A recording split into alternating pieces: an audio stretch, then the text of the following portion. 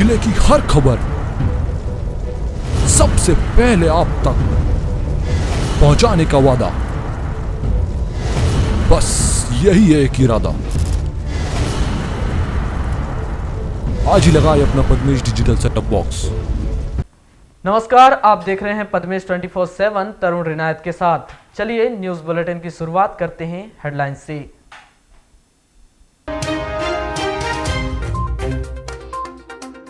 लालबर्रा जनपद सीईओ सहित 32 कर्मचारियों के कटे वेतन, काम में लापरवाही पर जिला पंचायत सीईओ का फरमान। कोविड गाइडलाइंस पर दिख रहा प्रशासन का दोहरा रवैया, आम जनता पर कार्रवाई, जुलूस और आयोजन पर नहीं ब्रेक। वारासिवनी में फूटी पाइपलाइन, 3 दिनों से बूंद बूंद पानी को तरस रहे लोग, स्थानीय लोगों में आक्रोश व्याप्त। शिक्षा विभाग की लापरवाही पर कोसुंबा के ग्रामीणों का फूटा गुस्सा, स्कूल में जड़ा ताला। पॉजिटिव मरीजों की बढ़ती संख्या के बीच स्वास्थ्य विभाग की कोविड पर अधूरी तैयारी की लापरवाही उजागर।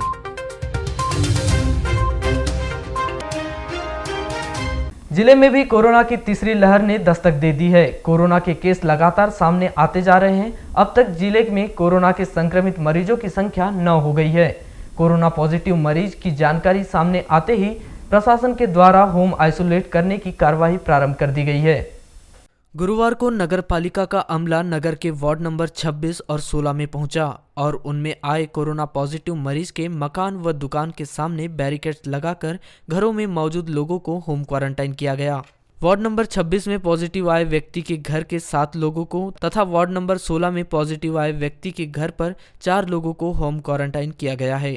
वहीं दूसरी ओर कोरोना के मामले को देखते हुए स्वास्थ्य विभाग के द्वारा कोरोना की तीसरी लहर को लेकर पूरी व्यवस्था बना ली गई है और स्वास्थ्य विभाग का अमला पूरी तरह से अलर्ट है।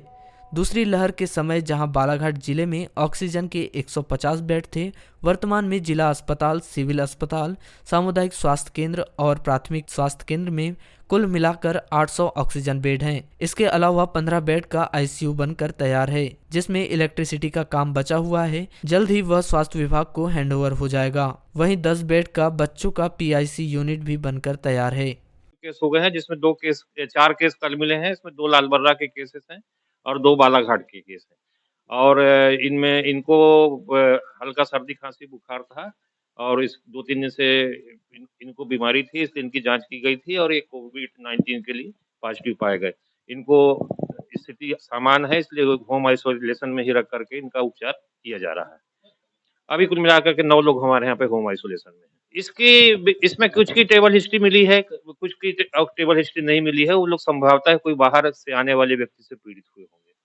सीएचएमओ श्री पांडे द्वारा लोगों से कोविड अनुकूल व्यवहार का पालन करने, आवश्यक होने पर ही घर से बाहर निकलने, भीड़भाड़ वाली जगहों पर जाने से बचने, 2 गज की दूरी बनाए रखने तथा मास्क और सैनिटाइजर का उपयोग करने की सलाह दी गई है। किसी प्रकार की अफवाह से और किसी प्रकार की भ्रम से बचने की सख्त आवश्यकता है। अगर पहले तो बचाव के पूरे प्रयास करें और अगर कहीं न कहीं अगर किसी कारणवश अगर आप पॉजिटिव हो गए तो भी घबराने की जरूरत नहीं है। हमारे पास में पूरे इलाज इसके मौजूद हैं, पूरे सब हमारे पास में संसाधन हैं। तो इस प्रकार से घबरा करके अपना आत्मबल कम ना करें, और क्योंकि फिर उससे आपको बीमारी से लड़ने में तकलीफ होगी। कोरोना संक्रमण की रोकथाम के लिए शासन प्रशासन द्वारा रोजाना नई गाइडलाइन जारी की जा रही है। इस संक्रमण से बचाव के लिए आवश्यक दिशा निर्देश जारी किए जा रहे हैं, लेकिन कोरोना संक्रमण से बचाव के लिए जारी किए जा रहे दिशा निर्देशों का नगर में खुला उल्लंघन होता नजर आ रहा है। जहां बगैर मास्क लगाकर वाहनों से चलने वाले आम लोगों को रोककर चालानी कार्रवाई कर उनसे जुर्माना वसूला जा रहा है, तो वहीं खेल, सांस्कृतिक, धार्मिक, राजनीतिक कार्यक्रम, जुलूस और रैली सहित अन्य आयोजन पर भीड़ इकट्ठा कर बिना मास्क लगाए लोगों को नियमों का खुला उल्लंघन करने की प्रशासन द्वारा छूट दी जा रही है। जहां जुलूस, रैली और अन्य कार्यक्रमों में सोशल डिस्टेंसिंग और अनिवार्य मास्क का उल्लंघन करने वाले लोगों पर चालानी कार्रवाई करना तो दूर की बात, प्रशासन द्वारा इन कार्यक्रम, आयोजन, जुलूस, रैली आदि को पुलिस की संरक्षण भी दिया गया है, जिसे देख जहन में कई सवाल उठने लगे हैं। सवाल यह भी उठता है कि जब कोरोना संक्रमण की नई गाइडलाइन जारी की गई है तो उसका पालन जिले में क्यों नहीं कराया जा रहा है। सवाल यह भी है कि भीड़ न लगाओ, सोशल डिस्टेंसिंग बरतने, सैनिटाइजर का उपयोग करने और अनिवार्य मास्क के नियम का पालन करने के निर्देश दिए गए हैं, तो जुलूस, रैली सहित बड़े आयोजनों में इस नियम का खुला उल्लंघन क्यों हो रहा है? उधर मोटरसाइकिल या साइकिल से बगैर मास्क चलने वाले लोगों पर चालानी कार्रवाई कर जुर्माना वसूला जा रहा है। मतलब साफ है कि कोरोना गाइडलाइन को लेकर प्रशासन जिले में दोहरा रवैया अपना रहा है। जहां भीड़ के नियमों का उल्लंघन करने की छूट दी जा रही है, तो वहीं गरीब मजदूर, रोज कमाने खाने वाले लोगों पर चालानी कार्रवाई कर भारी जुर्माना वसूला जा रहा है।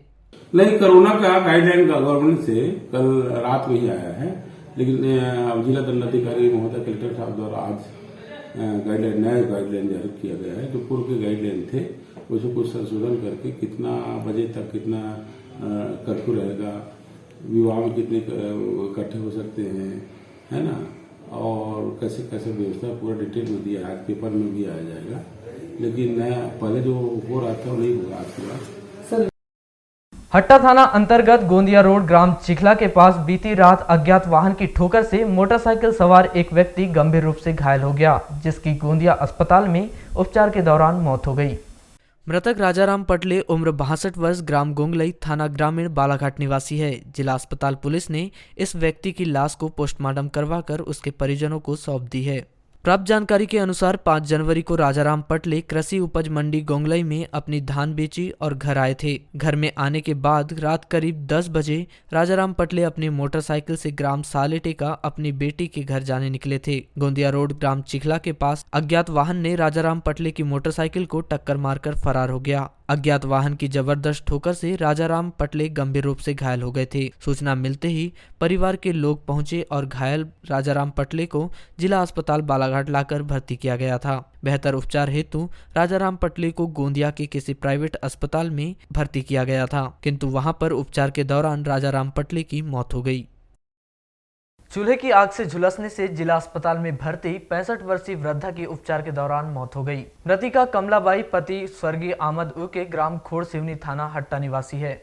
प्राप्त जानकारी के अनुसार कमलाबाई नहाने के लिए चूल्हे में पानी गर्म कर रही थी। आग जलाते समय कमलाबाई के कपड़ों में आग लग गई और वह आग से झुलस गई। इस संबंध में पड़ोसियों ने प्रभाबाई को बताया, तब वह अपने पति के साथ अपने घर पहुंची और आग से झुलसी महिला और चूल्हे की आग से झुलसी अपनी बुआ कमलाबाई को जिला अस्पताल बालाघाट में लाकर भर्ती की थी, जहां उपचार के दौरान कमलाबाई की मौत हो गई।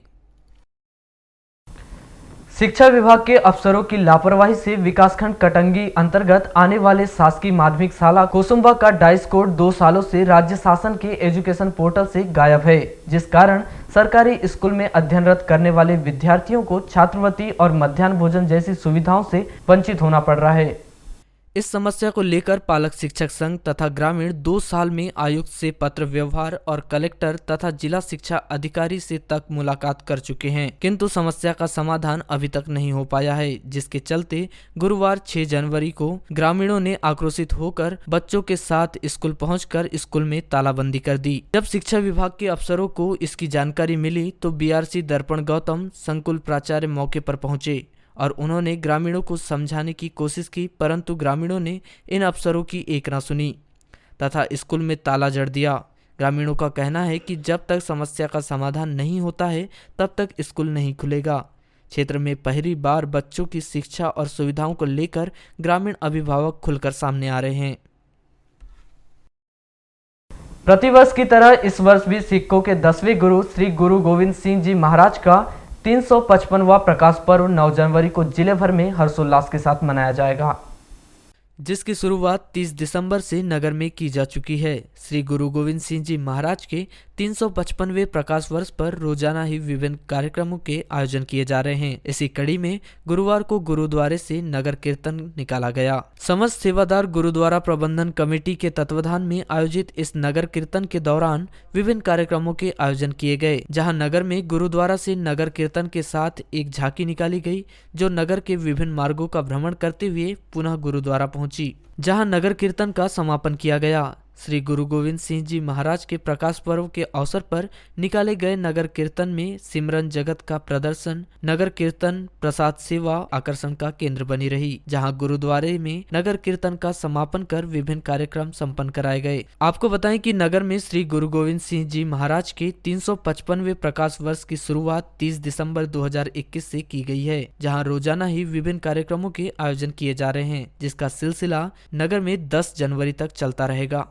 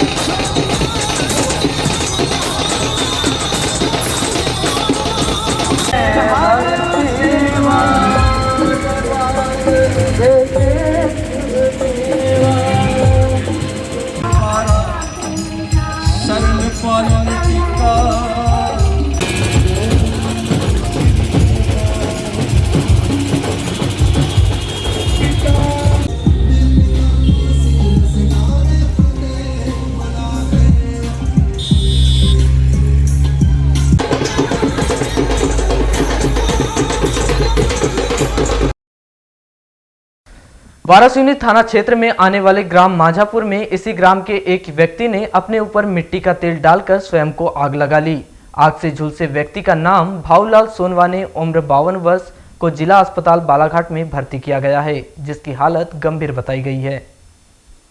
प्राप्त जानकारी के अनुसार कमलाबाई नहाने के लिए चूल्हे में पानी गर्म कर रही थी। आग जलाते समय कमलाबाई के कपड़ों में आग लग गई और वह आग से झुलस गई। इस संबंध में पड़ोसियों ने प्रभाबाई को बताया, तब वह अपने पति के साथ अपने घर पहुंची और आग से झुलसी महिला और चूल्हे की आग से झुलसी अपनी बुआ कमलाबाई को जिला अस्पताल बालाघाट में लाकर भर्ती की थी, जहां उपचार के दौरान कमलाबाई की मौत हो गई। जिला कबड्डी संघ के तत्वाधान में नगर के उत्कृष्ट विद्यालय मैदान में गुरुवार को राज्य स्तरीय सीनियर महिला कबड्डी चैंपियनशिप प्रतियोगिता का आयोजन किया गया। राज्य स्तरीय महिला सीनियर कबड्डी प्रतियोगिता में जिले के विभिन्न जिलों से टीमें पहुंची है। प्रतियोगिता के शुभारंभ के पूर्व उत्कृष्ट विद्यालय मैदान से रैली निकाली गई, जो गोंदिया रोड होते हुए हनुमान चौक, सराफा चौक, महावीर चौक से मेन रोड होते हुए काली पुतली चौक, अंबेडकर चौक होते हुए वापस उत्कृष्ट मैदान पहुंचकर समाप्त हुई। इसके बाद महिला टीमों के खिलाड़ियों के द्वारा मार्च पास्ट किया गया तथा राष्ट्रगीत के गायन के बाद प्रतियोगिता शुरू हुई। राज्य स्तरीय कबड्डी चैंपियनशिप का पहला मैच जबलपुर कॉर्पोरेशन व सतना कॉर्पोरेशन के बीच खेला गया।